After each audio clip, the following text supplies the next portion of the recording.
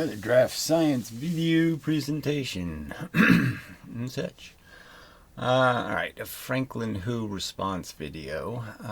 This sort of does display some of the difficulty in communicating with other people and, arguing for truth and all of that kind of stuff. And, with this science thing, I guess I would argue that people that can draw a picture of it, okay, have more on their side as an argument than people who can't draw a picture of it. So I just say that to start off, that you should maybe keep that in mind, that you never see any pictures of this ether stuff, theories of ether. How does it work? Beyond it looking like just magic, something just magically knows. But anyway, so we're arguing about an experiment to figure out whether it is possible to come up with some experiment and then show one way or the other that it's particles or it's waves in some sort of gooey structure that exists throughout the universe. And I'm sort of arguing that this experiment isn't going to do it. Theoretically, you can learn. You can find out some things that can and can't be. You might be able to eliminate some ether theories and some particle theories, but you're not eliminating the one I'm arguing for, and the one I keep trying to draw and show you that what it's really saying is happening. And that's all I can do. And so it's just this persistent argument that if I can do this certain experiment that I've proven that it can't be a particle, and no. So anyway, the experiment is really just a duplicate of what Hertz originally did, in terms of attempting to transmit the energy from one place to another place in some form. I mean, he didn't get anywhere near the same amount of energy. He made a big spark over here, and then he made a little spark over here. Maybe 10 feet away, maybe 20, he got another spark, but he couldn't go any further than that. All right, so this is essentially his experiment, and nobody really says, some people might say it a little bit, but nobody really says that Hertz invented the radio, right? They say Marconi or Tesla or somebody, the Lloyd or something, well, anyway, one of those English lord guys, he was the one who really invented the idea that you have to use this crystal thing and you have to create a little resistor and, to be able to tune in radio, okay, because, the signal's really weak. And so you could use an analogy that a radio transmitter is throwing something, right, and it's throwing light, you could say. And all you're saying is that someplace else you want to see the light it's showing.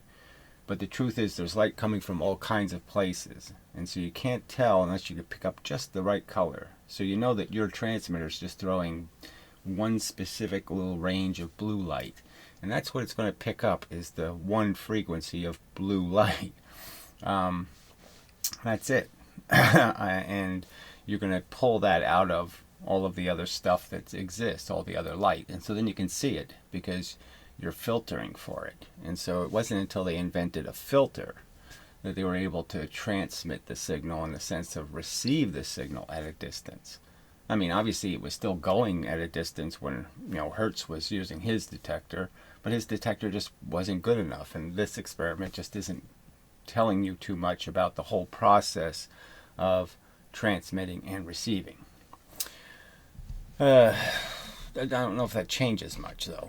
I mean, in terms of, you really do have to understand the argument that, the secondary point, it's better if I start drawing it, just explain the difference, why they even went to digital radio. And the whole point is to get rid of the inefficiency of waveforms. Waveforms just got in the way. They just, dilute your signal because your receiver is really just looking for a peak. It's looking for one frequency. It's not looking for it spread over a large area. It's looking for it in one place. This is a response video to DraftScience. So when I performed this experiment to see whether the waveform shape could be transmitted as a radio wave, Gary... Yeah, so there was never any dispute. I would have always predicted that you could do this. Okay, Hertz did it. Okay, so it's not miraculous. It doesn't destroy particle theories. It's just, it's not enough new information here. We thought that this was so close that it was probably a transformer. It still is. I used that analogy just to explain the point. The point is that's exactly what Hertz was doing. Create a spark over here, receive the spark over here through induction, and that's exactly what he did. Which it might have been. So I went. And which it still is. You're still just measuring the absolute voltage on the antenna. You have no crystal, you have no capacitor, you have no mechanism to create a resonator. So all you're doing is saying, what is the strongest signal hitting the antenna? What's that signal look like? That's all you're doing. And I changed my experimental setup. I've got my receiving antenna on a different rod now. There's my transmitter over there, over 26 inches away. Right, and Hertz did it, 26 feet away. But that's as far as he could go. It's not radio. And right now it's generating the sine wave. And now I can recall what the square wave looks like. And that is what the square wave looks like at the same distance. And you can see there is a pretty major difference between those two. So I would say that this is far enough away that I don't know that any transformer effects, near field transformer effects, would be applicable. This must. Well, I'm just saying it all depends on how you want to describe it. But I'm, transformer effects, induction.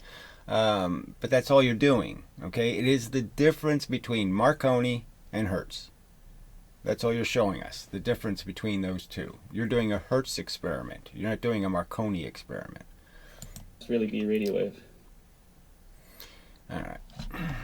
So I'll read what he writes. Okay. In my previous video, I showed that the wave shape can be transmitted using a simple signal generator and an oscilloscope to show the wave wasn't in the form of particles. So again, he's not showing that, and he's certainly not refuting anything I described in my video in terms of explaining what I'm arguing is actually taking place, which would be like throwing rocks against a wall. Yes, of course, it's throwing rocks in a pattern.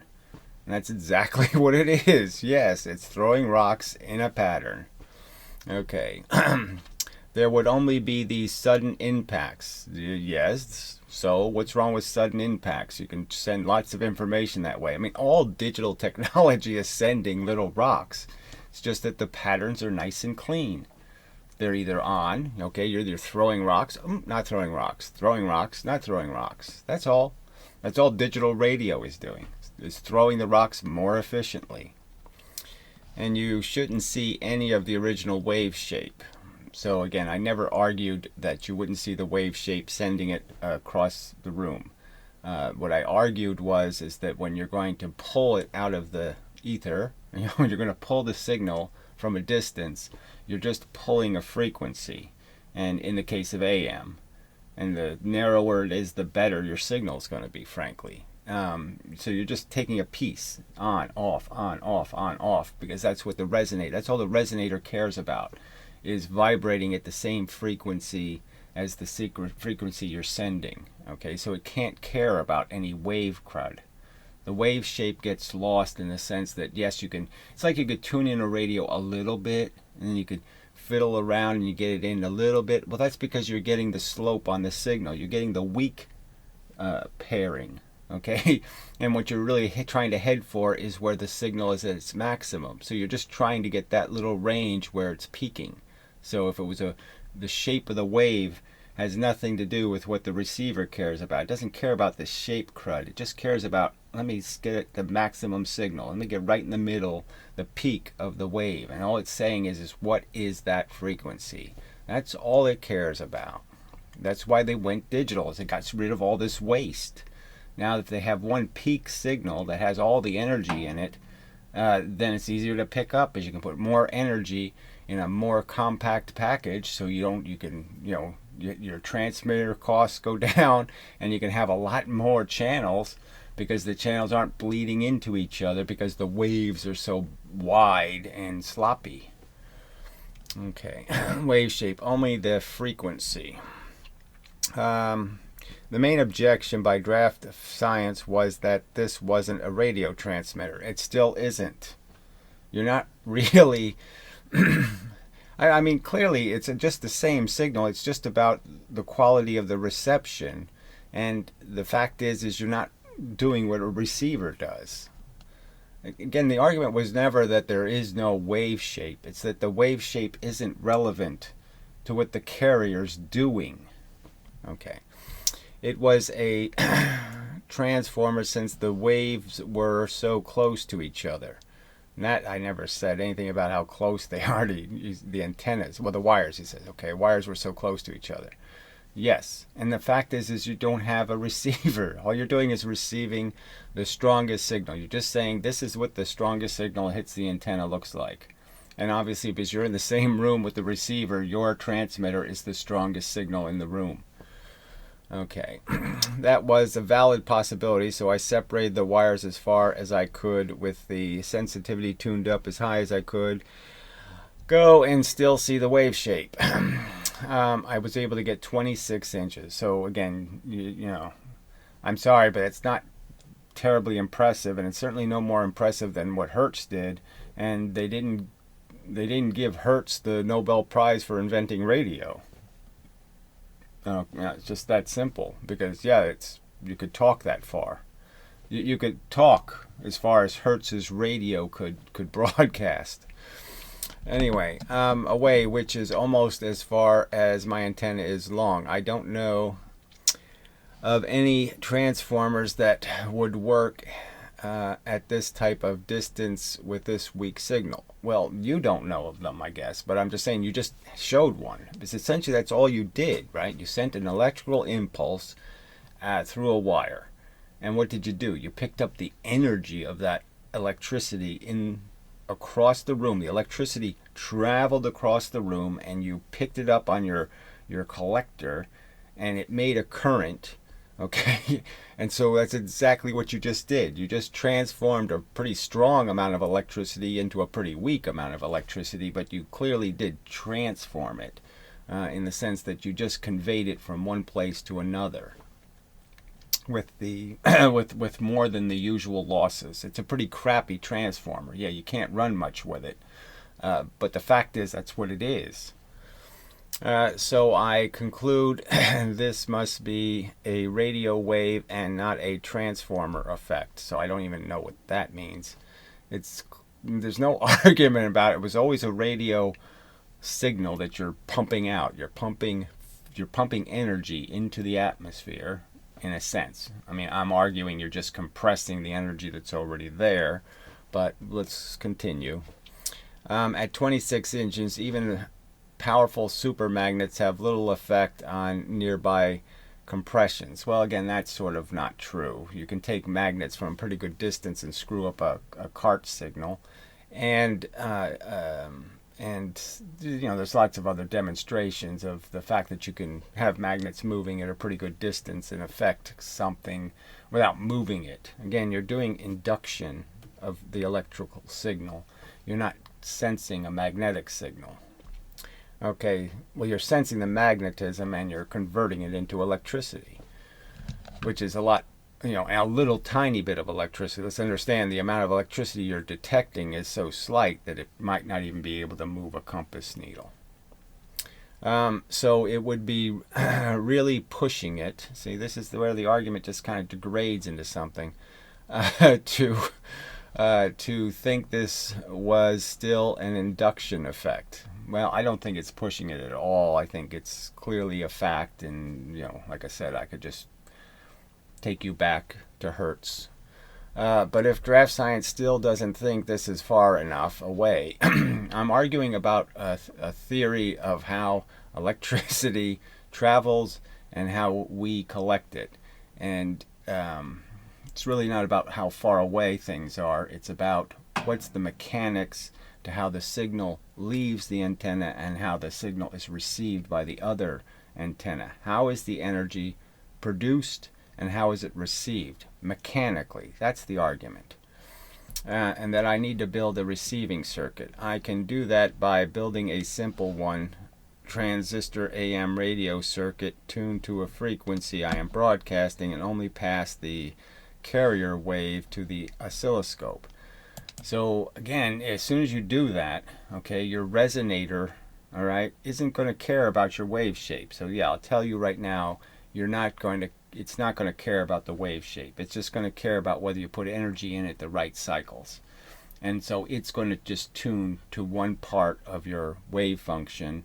And so all you say if it was a triangle, it's either going to catch this part of the triangle or this part of the triangle or this part of the triangle or this part of this part of this part. It will not tune to all of that triangle at any time. So that's what AM tuners do. AM tuners are low, narrow band. FM is wide band. So you're just going with one frequency with AM and just detecting whether there's anything, and it's one frequency. That means it's a frequency between portions of a wave. So if it catches this little piece here of the triangle, that's exactly the same piece it's going to catch on the next piece and the next piece and the next piece. You can't tune to, I'm cranking it up and then I'm cranking it down. No, I can't tune to all of that. It's not going to be able to see any of that. All right. So again, the argument isn't that isn't in the atmosphere. The argument is that's not relevant to receiving the energy. That would be the next step. If I did that, then would you be convinced? So I guess that was directly to me. Convinced of what? Again, I don't even think there's a point here in the sense that this is not going to prove whether it's particles or it's waves. It's not going to prove whether it's particles or dominoes or ether compressions. And maybe there's, like I said, I just haven't given it enough thought to say that this would, to me, this is a superfluous, again, argument. Okay, to use Einstein's term, I used it first, actually. I used it before I heard Einstein say superfluous. I was saying it's a superfluous conversation. It really just doesn't matter whether there's an ether or there isn't an ether. It doesn't solve the problem that it's not really a wave, because my argument would be there's absolutely no evidence of a bunch of connected particles in an ether, a bunch of glue, that there's any resistance or the fact is that the thing can't go in a direct straight line. No, there's every bit of evidence that it can travel in a direct straight line and the energy doesn't spread anywhere and there isn't a whole bunch of vibrations. When a photon goes by, so to speak, it's not vibrating a whole bunch of stuff and making stuff happen in all kinds of other directions. It doesn't have any field around it. None at all. It is the field. But anyway, so to the drawing board. To go through it one more time and try to say it in a way that's more clear. All right. So, as stated, okay, previously, all right, antenna. Okay, you're sending a signal in. All right, and so the argument is I have a choice. I can send something that looks really nice, or I can send something that looks kind of stupid. All right, those are my choices: stupid or nice. Anyway,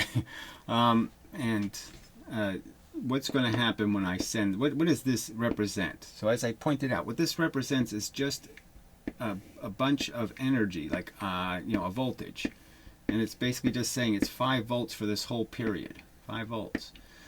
And so my argument is what they figured out, what we figured out over time, is that this is sort of inefficient. If you want to, you're sending a signal this way, it's kind of inefficient because most of this energy your antenna won't have anything to do with. Okay, it's just you're wasting the energy.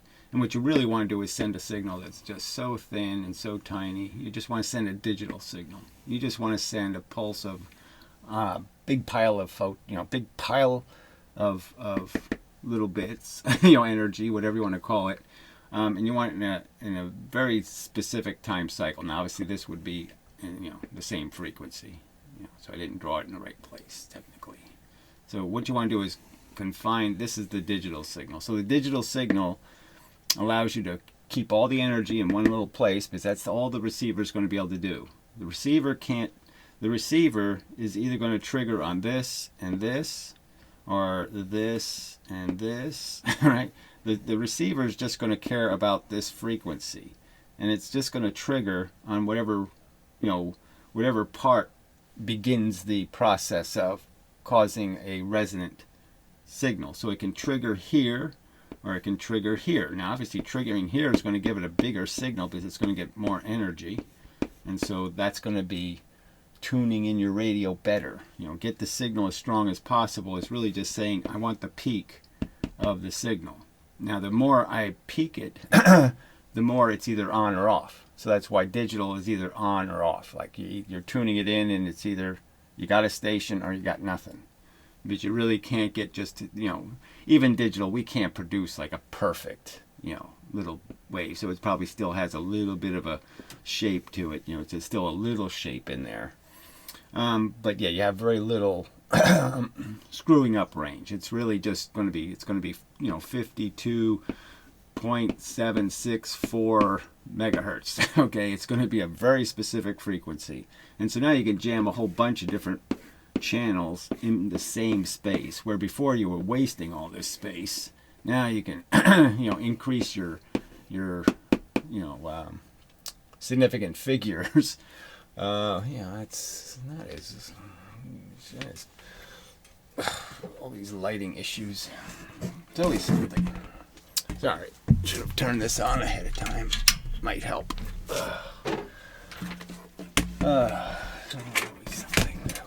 Always. Oh yeah, and that bright crap doesn't help any. That's just too distracting. Alright, sorry. So anyway, alright, so let's go to what happens in space. What happens in the wire. So my argument is that all you're really doing is saying, okay, there's a amount of energy. So it's little clumps of force. Photons, whatever you want to call them. They're what you're sending into the wire, and yes, you can send them, with a shape.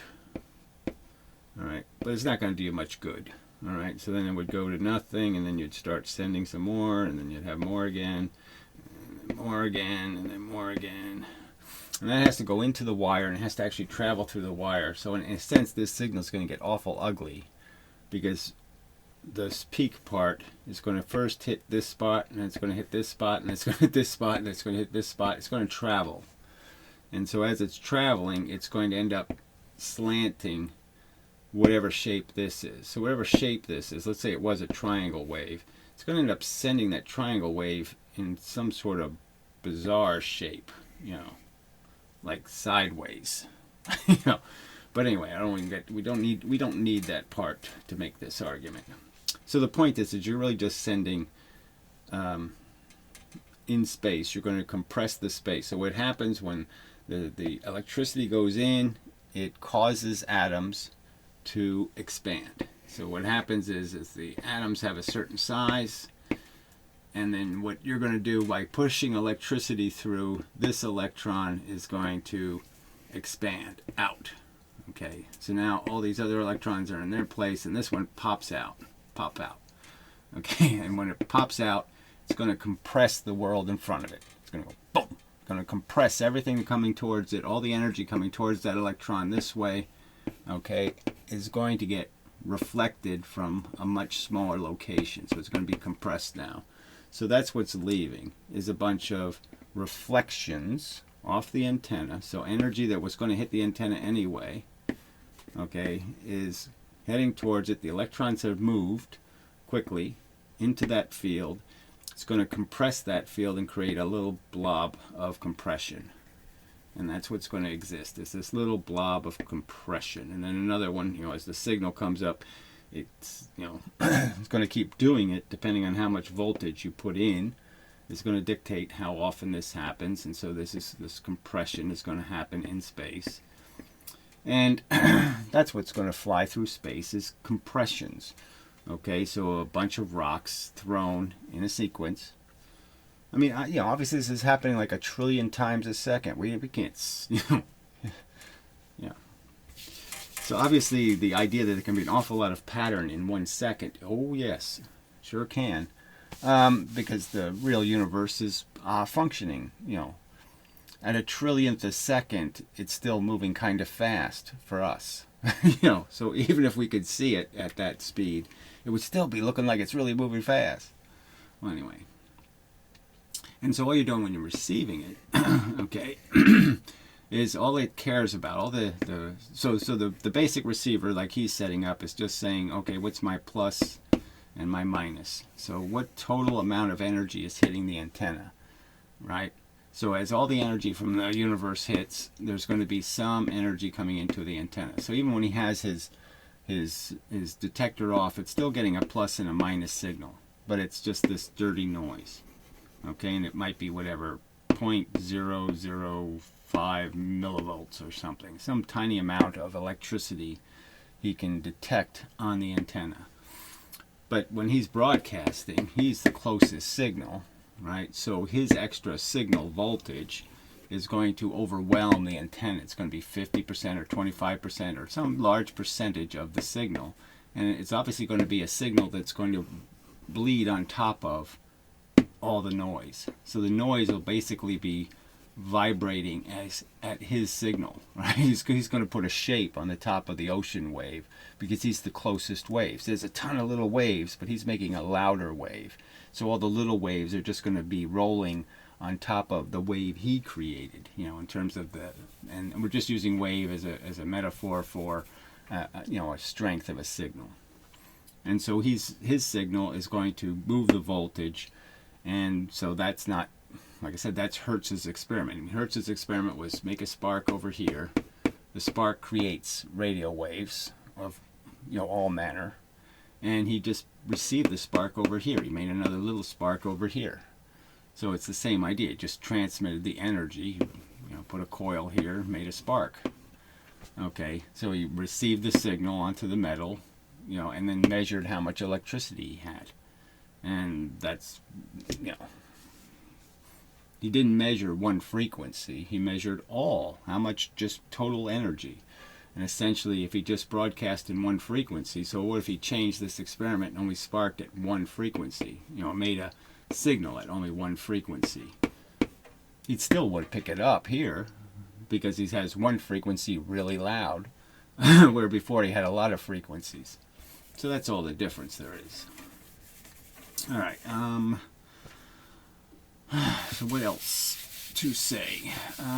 So I guess there's so the point is when a radio receiver is picking up the signal, it's first got to put that signal into a filter, okay? Which is the some sort of resonating circuit, some sort of circuit that will vibrate at the same frequency you're looking for. So it's a tipping point thing. You're looking to stick a stick up in the air and have the stick is going to start wobbling at the one frequency. Kind of like that bridge that blew over. It was wobbling, but it wasn't wobbling because of all the frequencies put in. It was because of one specific frequency of the wind that kept putting a little extra energy in all the time.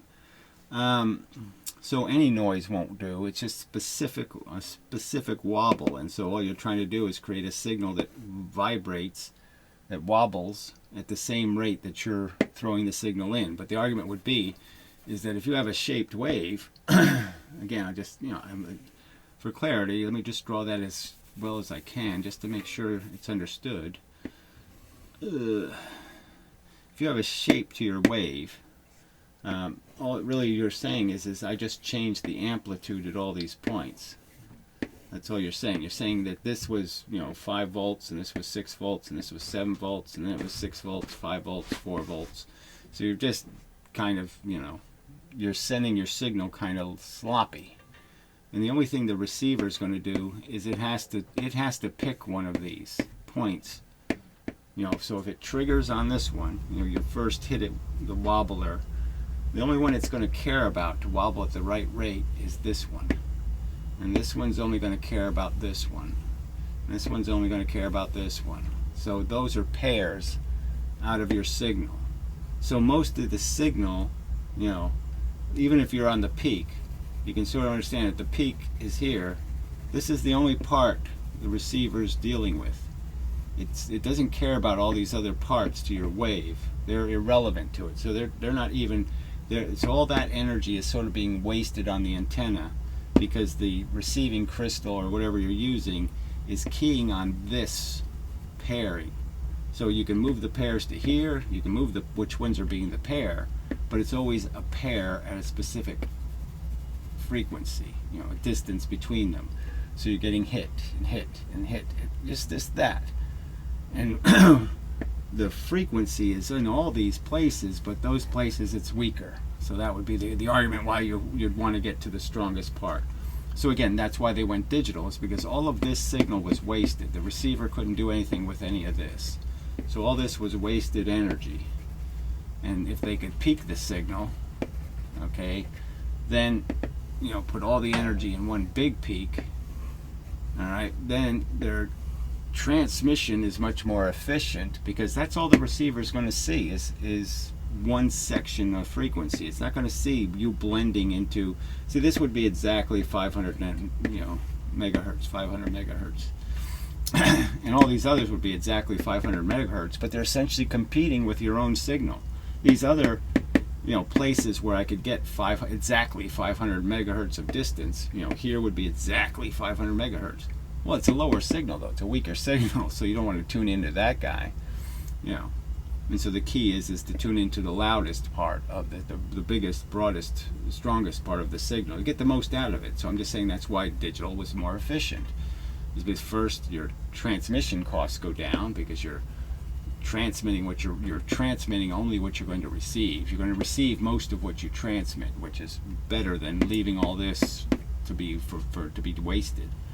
But even with the conventional theory, like I said, any shape you put on here, the receiver just isn't receiving anything in this whole clump. No, it's receiving a specific frequency.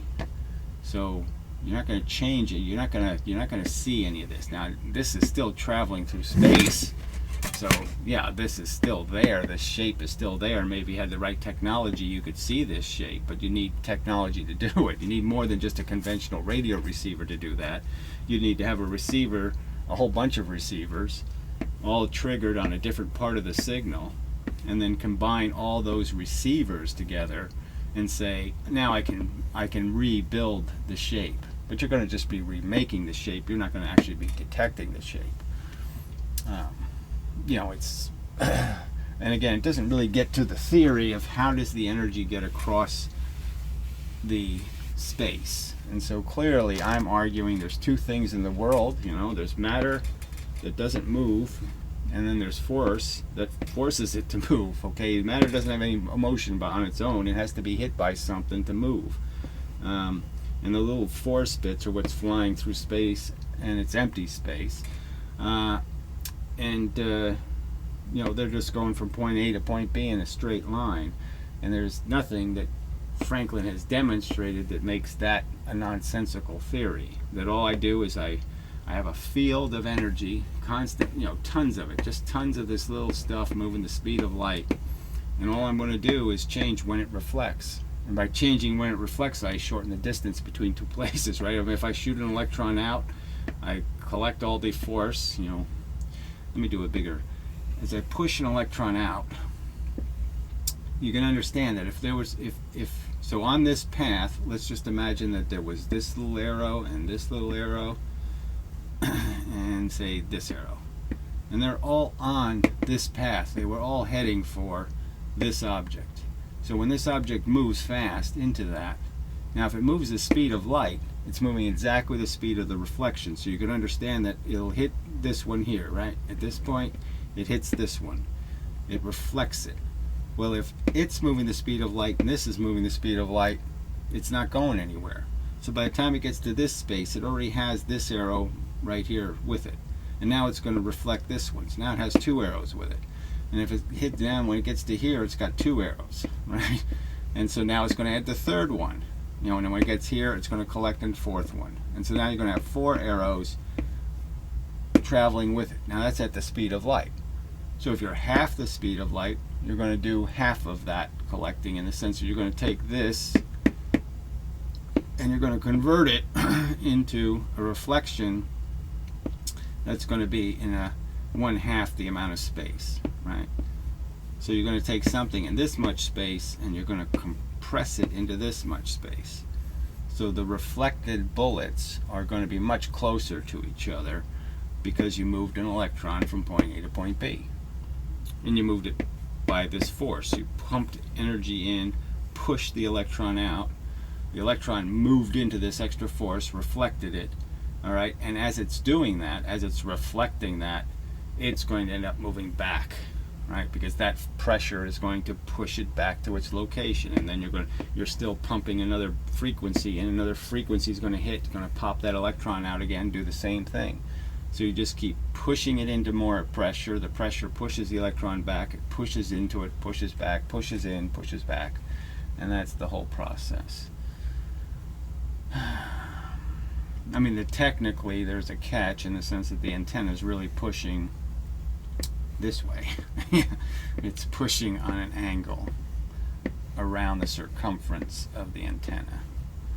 So it has a shape to the direction it's pushing, right? See, even though that looks crooked, if you did all these lines out, you wouldn't be able to tell the difference. I mean, it's still the same energy as if they came out straight. It's going to look the same as if they all came out straight in the end. But it is off-centered from the circle. But it's the same amount of energy, so it doesn't change anything to the rest of the world. But it does give you the ability to see the difference, you know, in terms of if you're on this side, more force hits you than if you're on that side. Yeah, something like that. So you will see the difference. Let's see, do I really have to go any further? So, I mean, you know, Franklin doesn't draw any of this stuff. I mean, I don't, you know, he's saying what? Electricity doesn't have a speed. So obviously it does have a speed. The signal does have to go through the antenna at a speed. And that's why antennas are whatever size they are, is because it takes time for the signal to get up the antenna, and that's why any long antenna is not going to do you any good if you're trying to shoot microwaves or something with a small, you know, the higher the frequency, the less antenna that's useful. Because once you reach this distance, the argument would be is that you have to have another signal on top of that. You know, the next pulse of the signal has to start, so you can't use an antenna that's longer than your signal. But what's he saying is traveling? Does he actually, what does he think's traveling? Like, okay, he has a bunch of positrons and neutrons or whatever, or positrons and electrons in this field.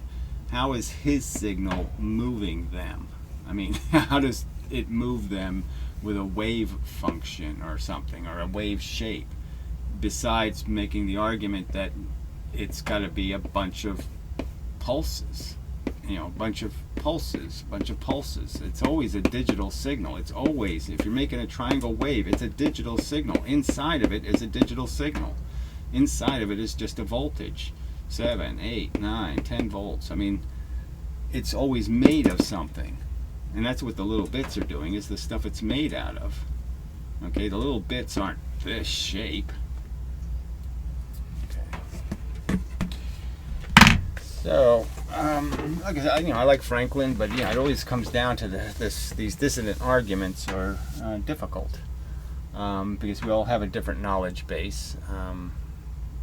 You know, in terms of how much. I mean, I certainly am not some ham radio expert, but you know, I do know AM versus you know, FM. I understand what's capable of being seen. I mean, what the receivers are doing to some of the mechanics. But yeah, you really have to argue through those points. So again, I don't think you're going to be able to prove or disprove ether with a radio experiment. I think I can disprove waves, as I think I've done, by pointing out that the two source experiments are completely explainable as jamming. No reason not to understand it as just jamming, that there was no wave interference. And certainly my arguments against the two-slit experiment demonstrate that a particle theory, understanding what a photon is, that all you're really doing is scattering a tiny percentage of the light, and the scattering ends up creating the fringes, because you remake photons. You break them and then remake them, because a photon is not one thing. It's not an object photon. A photon is a pattern.